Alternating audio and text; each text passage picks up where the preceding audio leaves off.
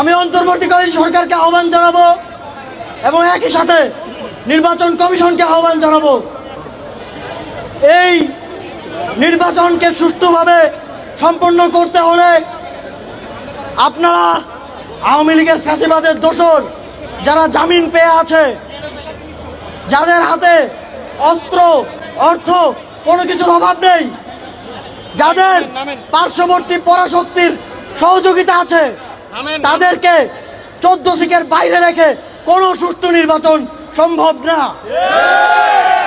যদি আপনাদের সুষ্ঠু নির্বাচন আয়োজন করার সদিচ্ছা থাকে তাহলে অবশ্যই এসব সন্ত্রাসীদের, আওয়ামী লীগের যতজন জামিন পেয়েছে হত্যা মামলার সকল সন্ত্রাসীদের চিহ্নিত করে করে আবার 14 সিকের ভিতরে পড়তে হবে। আমরা সরকারকে আহ্বান জানাতে চাই, আগামী 7 দিন কিংবা 14 দিন আবারও ডেভিল হান্টের মতো জাতীয় কর্মসূচি ঘোষণা করে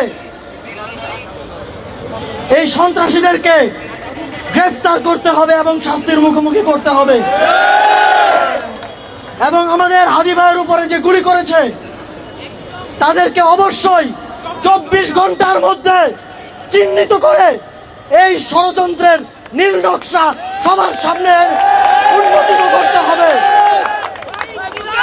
যদি আপনারা এটা করতে সফল না হন তাহলে আমরা মনে করব এই নির্বাচন আয়োজনের কোনো সক্ষমতা এই সরকারের এবং এই নির্বাচন কমিশনের নেই।